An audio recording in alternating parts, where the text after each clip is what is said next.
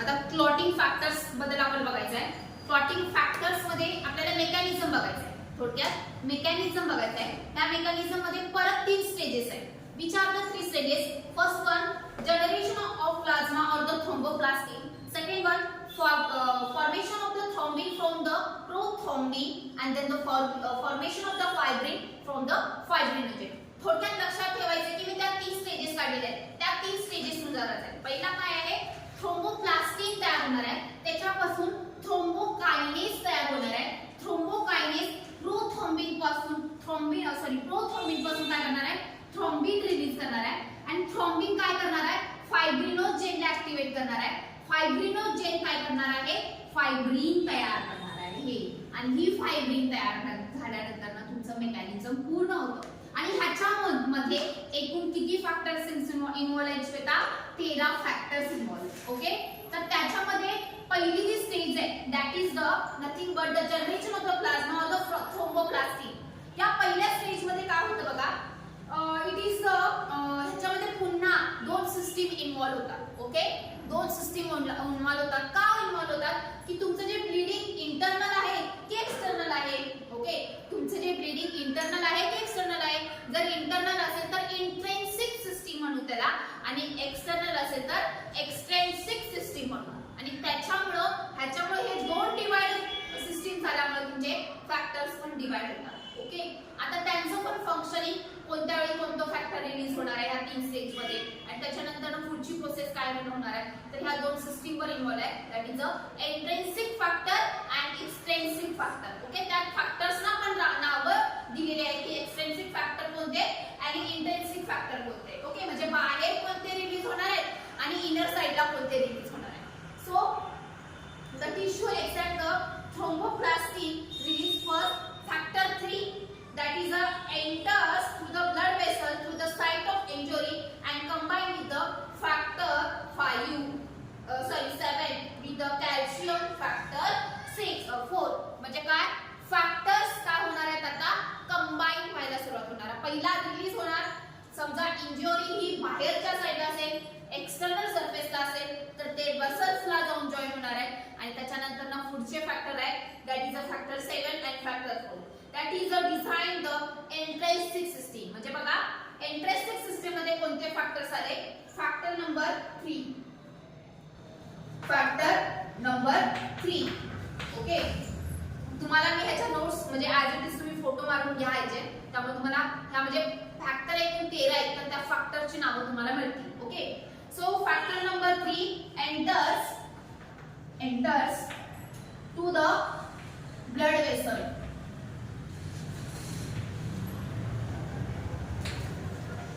Okay, then at the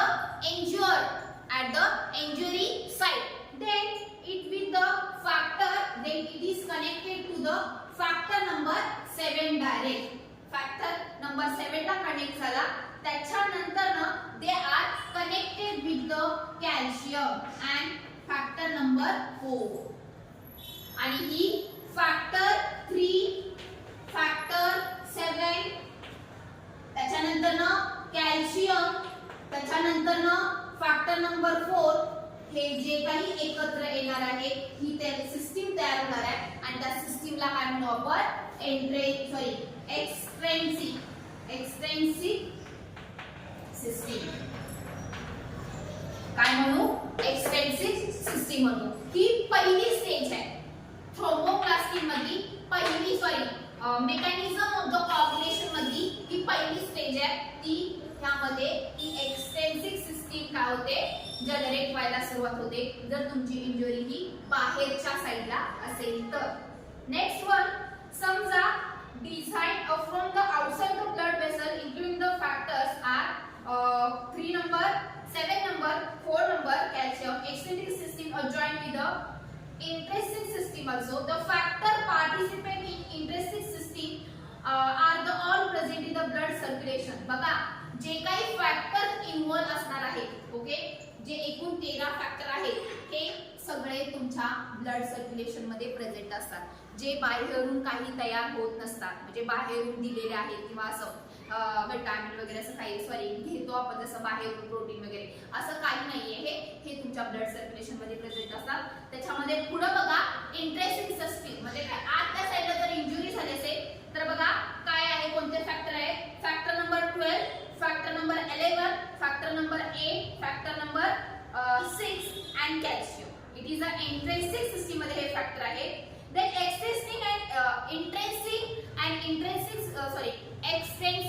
and intrinsic systems are the joined together within the blood vessel as a common part involving factor 10 and 5. म्हणजे समजा ही intrinsic system extrinsic system plus intrinsic system एकत्र आणण्यासाठी जेव्हा common part मध्ये एकत्र येते तर त्याच्या वेळी दोन फॅक्टर हे कॉमन असतात. Factor number 10 and factor number 5. लक्षात ठेवा हे दोन फॅक्टर आहे हे मात्र ह्या दोघांमध्ये एकत्र आणण्याचं काम करत असतात. Okay.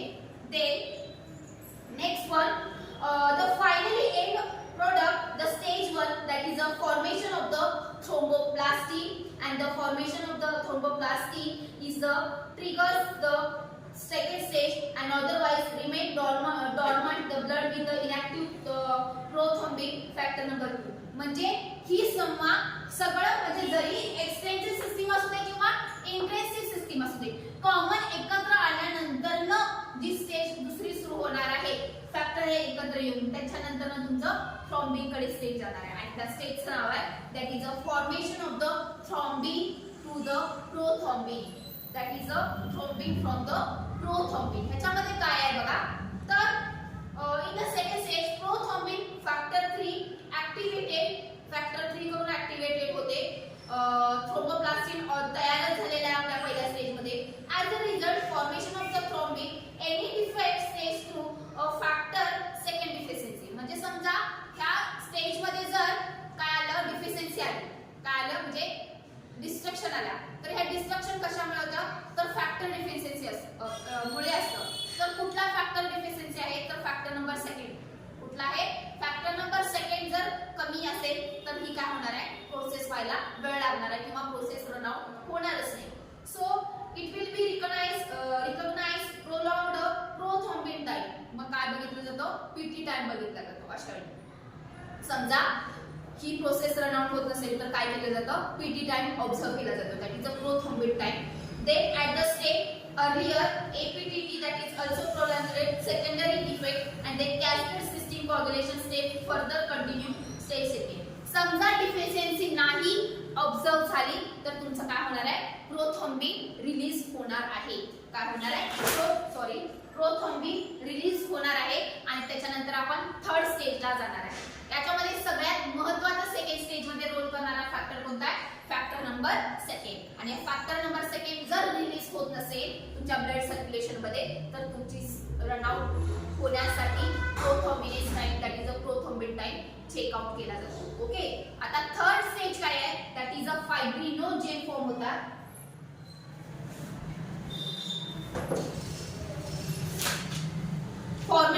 formation of the fibrin tooth from the fibrinogen. This is a final stage.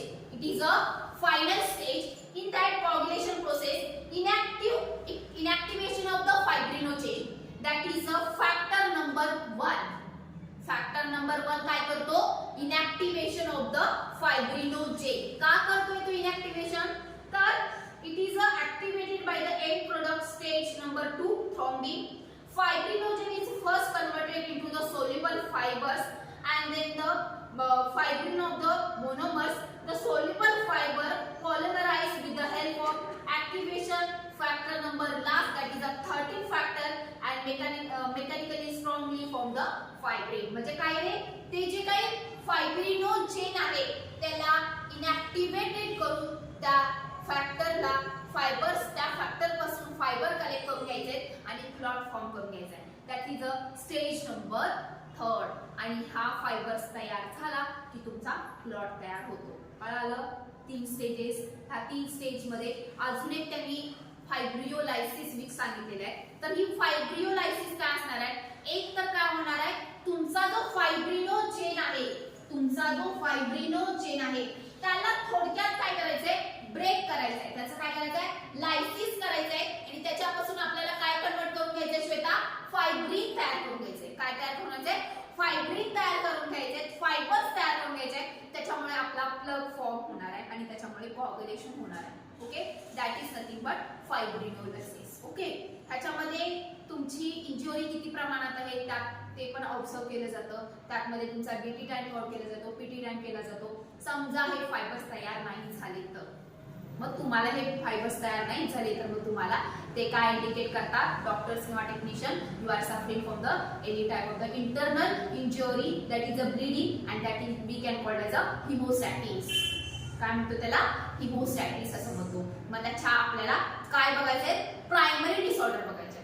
कुठला बघायचंय, प्रायमरी डिसऑर्डर बघायचे आहे. त्याच्यामध्ये आपण हिमोफिलिया एक डिसऑर्डर बघणार आहे. त्याच्यानंतर आपण प्लेटलेट डिसऑर्डर बघणार आहे. त्याच्यामुळं कोणकोणत्या डिसऑर्डर आपल्याला होऊ शकतात बघा, that is a vitamin K deficiency होते. त्याच्यानंतर ना डिसेमिनेटेड इंट्राव्हेस्क्युलर कोअग्युलेशन होतं, सर्क्युलेटिंग इनिबिटरी कोअग्युलेशन फॅक्टर, त्याच्यानंतर ना प्लेटलेट डिसऑर्डर. हे सगळे प्रायमरी स्टेजेस आहेत कशाच्या, डिसऑर्डरच्या.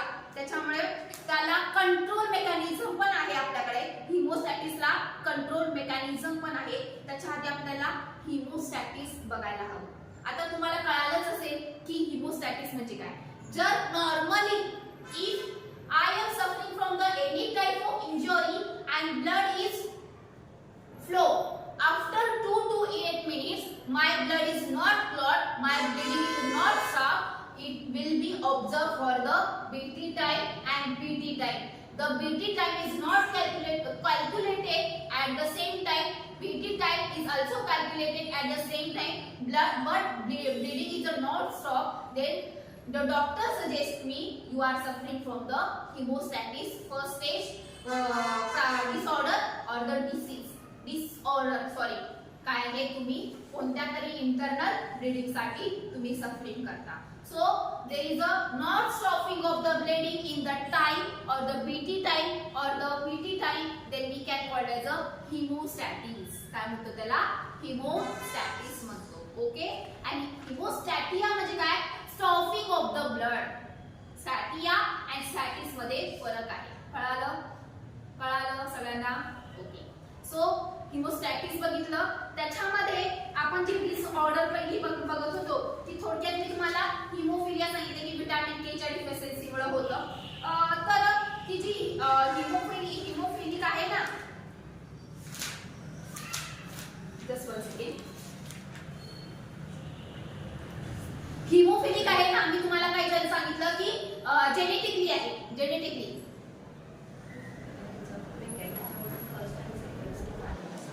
अनेकदा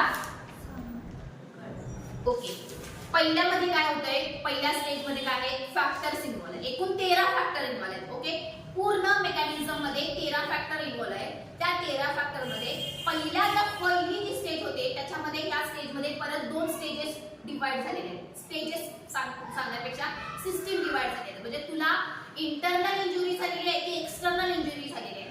एक्सटर्नल सिस्टीम ऍक्टिव्हेट झाली तर त्याच्यासाठी वेगळे फॅक्टर रिलीज होतात. ते रिलीज वेगळे होतात पण एकत्र लास्ट स्टेजला मात्र ते एकत्र येतात. ओके, तर त्याच्यामध्ये पहिला मी काय सांगितलं की factor number 3, factor number 7, factor number 4 and calcium. हे जेव्हा एकत्र येतील तेव्हा तुमची एक एक्सपेन्सिव्ह सिस्टीम ऍक्टिव्हेट होईल. ओके, समजा अशाच वेळी सेकंड स्टेज मध्ये येणार. तर सेकंड स्टेज मध्ये काय आहे की ओनली फॅक्टर नंबर 2 इन्व्हॉल्व असतो या सेकंड स्टेज मध्ये. आणि हे फॅक्टर एकत्र येऊन expensive system and interesting system एकत्र येण्यासाठी जे कॉमन काय आहे, काय कॉमन आहे, फॅक्टर आहे, that is a factor number 10 and factor number 5. आणि हे सगळे एकत्र आल्यानंतर काय होतं, तुमचं थ्रोम्बोप्लास्टिन तयार होतं. काय होतं, थ्रोम्बोप्लास्टिन तयार होतं. आणि हे थ्रोम्बोप्लास्टिन तयार झाल्यानंतर एन्झाइम कुठला सिक्रीट होतो, थ्रोम्बोकायनेज सिक्रीट होतो. समजा ही पहिली स्टेज काय झालेली आहे, ऍक्टिव्हेट झालेली आहे, म्हणजे हे पहिले फॅक्टर मिळालेले. पण याच्यामध्ये सेकंड स्टेज मध्ये काय दाखवले की फॅक्टर नंबर 2 चा इन्व्हॉल्वमेंट खूप गरजेचे आहे. समजा ह्याची डिफिशियन्सी आली फॅक्टर नंबर 2 ची,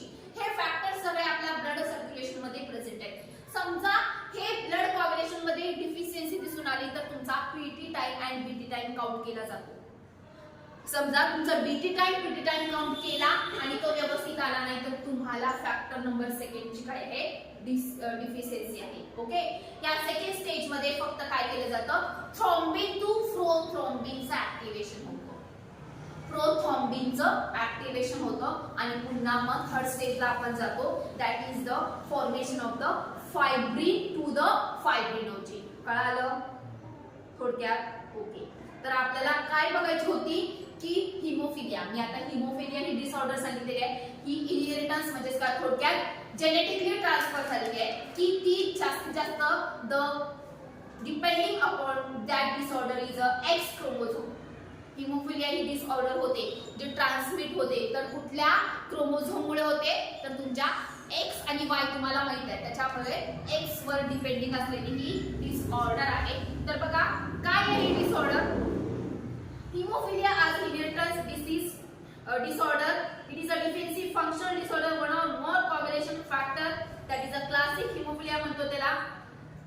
It is cause of functional deficiency coagulation factor number 3. Factor number 3 पण जर नसेल तर hemophilia cause होतो. As we know as a that is a Christmas disease named as after first patient was discovered.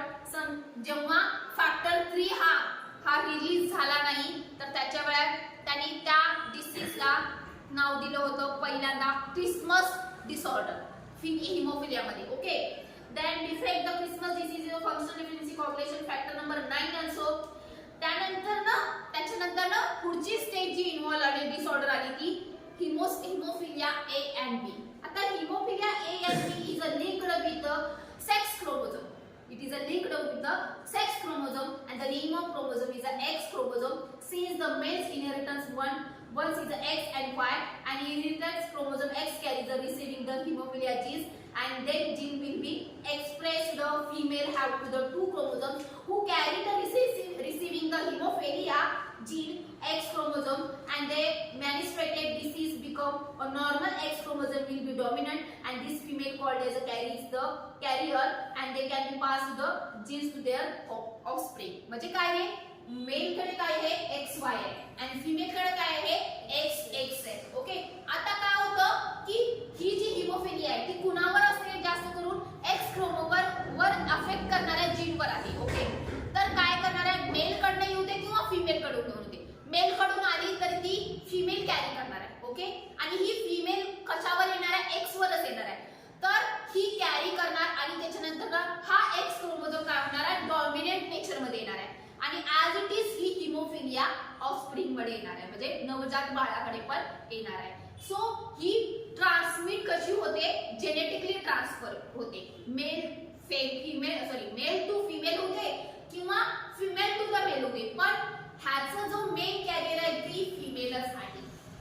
मग ते समजा मेलला नाहीये पण फिमेलला आहे, फिमेलला असलं तरी ते ऑफस्प्रिंगला येणार आहे, मेलला असलं तरी पण ते ऑफस्प्रिंगला येणार आहे. आणि ह्याच्या काय आहे, डिसऑर्डर आहे. काही कंडिशन्स अशा आहेत की तुमचं ब्लीडिंग व्यवस्थित काय होणार आहे, क्लॉट होणार नाही. ही थोडक्यात मी तुम्हाला हिमोफिलिया सांगितली. त्याच्यानंतर ना therefore disease are the limited almost exclusively to the male but it totally dominant through the female. Okay, ते तुम्हाला सांगितलं. ह्याचे क्लिनिकल सिम्पटम्स आहे A and B identically affected the infant to the symptoms undergo the circumstance in surgery. The child growth subjected wounds, falls, large vulnerary appars, abnormal bleeding, joint pain, swelling pain. Then the bleeding occurs to the mouth, muscle, renal tract, gut after dental extraction. म्हणजे काय रे, समजा ही नवजात बाळाला cause झाली ऑफस्प्रिंगला तर काय काय होतं की त्या बाळालाच काय सुरू होते, जॉईंट पेन सुरू होतात. सडनली त्याच्या माउथ मधनं नोज मधनं ब्लिडिंग व्हायला, म्हणजे कारण काही नसतं, ही जेनेटिकली ट्रान्सफर झाल्या त्याच्यामुळे त्याच्या कधी कधी नोज मधनं, इयर मधनं, माउथ मधनं ब्लिडिंग होतं. त्याच्यानंतर त्याला जॉईंट पेन व्हायला सुरुवात होते. त्याच्यानंतर स्वेलिंग झालं असेल तर त्या स्वेलिंगला पण सिंपल स्वेलिंग झालं असेल तरी त्याला पेन व्हायला सुरू होते. So that is the all about the haemophilia. कळालं थोडक्यात. त्याच्यानंतर प्लेट डेट डिसऑर्डर काय आहे, त्याच्यानंतर अजून त्याने आपल्याला काय विचारलेलं आहे, just one second. Platelet disorder, त्याच्यामध्ये प्रायमरी स्टेज मध्ये फक्त आपण पहिला हिमोफिलिया बघितला, अजून कुठला प्लेटलेट डिसऑर्डर आपल्याला एक बघायचे आहे, त्यामुळे 2 होतील. त्याच्यानंतर ना हायपरकोअग्युलेशन टेस्ट हायपरकोअग्युलेबल स्टेट काय आहे हे बघूया. त्याच्यानंतर ना फायब्रिन बद्दल तर तुम्हाला कळालंच, म्हणजे फायबरचा रोल काय आहे हे कळालंच. झायमोझाईन आणि त्याच्यानंतर ना ब्लिडिंग डिसऑर्डर मध्ये 4 कॉजेस बघायचे, ते आपण उद्याच्या लेक्चरला बघूया. ओके, अति लोड करत नाही कारण का पुन्हा कन्फ्युजन व्हायला नको.